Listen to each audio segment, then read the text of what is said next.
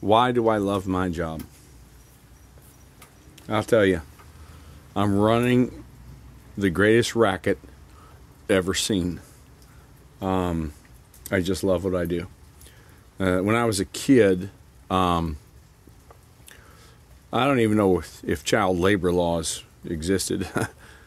I'm 54, but my mom, I was the oldest of 5, and my mom would not buy sugar-coated cereal, and I wanted sugar-coated cereal, so I went out and got a job when I was 12 carrying golf clubs, and I bought myself sugar-coated cereal.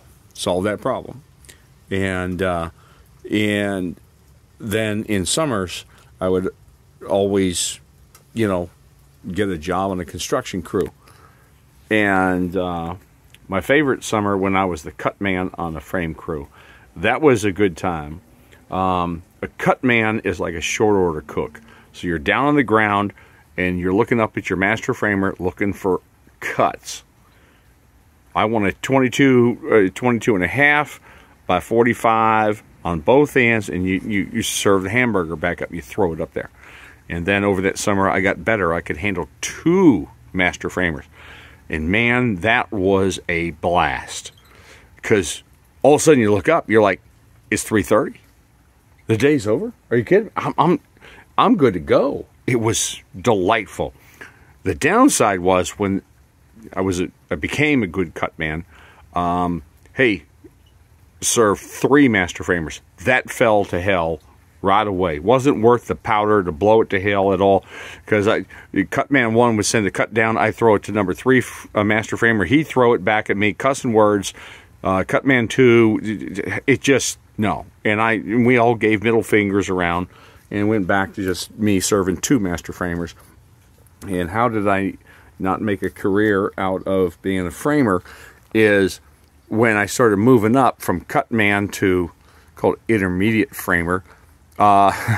Within a month, I shot myself with the pneumatic nail gun twice, and once was a tetanus.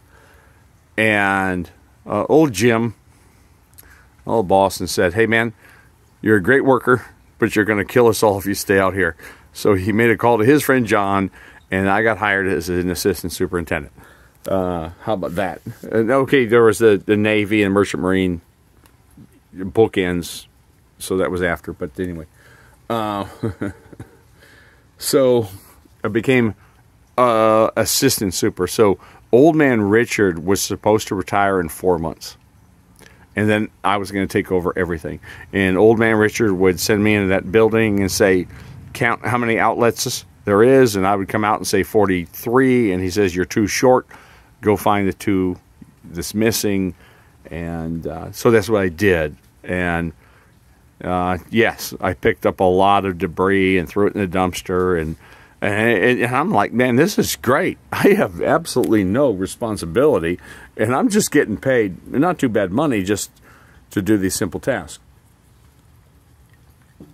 Then Richard told me I was supposed to retire in 4 months, but my wife is sick and tired of hearing me complain about the construction industry.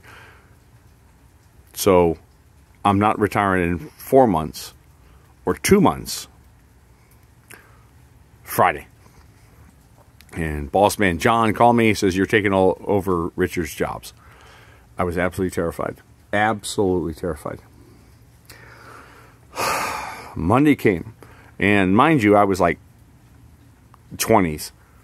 And I don't think I shaved every day till I was like 24. So if I was to walk on a job and say, "I'm your superintendent," I was just going to be laughed to pieces. So I knew that wasn't going to work. And so I walked in, and I tell you, this is my first job where I was officially the super. And the carpet guys were in there. I walked in, I was shaking in my boots. Jeez, I was terrified. I was absolutely terrified.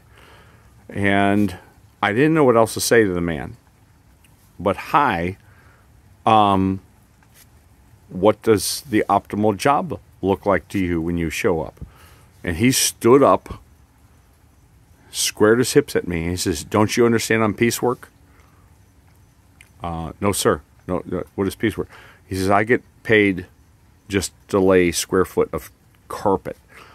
But on this floor are nails and debris, pieces of wood that I have to get off my flooring so I can get paid to lay the carpet. I don't get paid to sweep. And then something about that struck me. I went to the electrician. I went to the HVAC. I didn't know what I was doing. I didn't know anything. But what the workers told me was what they needed. And so I just started trying to deliver that. What the heck did I know what they needed or not? I didn't know anything, so I started to deliver what they were. And then the joyous faces when they would show up on the job to do the scope of work, and they would pat me on the back, and I was like, I think I'm onto something. But I have nothing to judge it on. I don't. Let's fast forward now. I know the sticks and bricks. The boys have told me all the tricks of how to help them succeed on the job site with their scopes of work. What I did not know is the best part of the job. Is these young boys will come to me with questions like,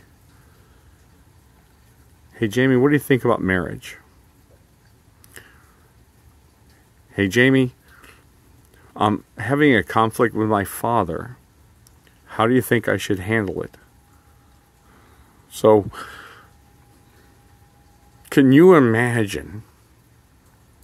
These are the problems I'm now asked to solve by these young people. And I'm running a racket that I'm getting paid to do this. But when I get that question of, Jamie, what do you think about marriage?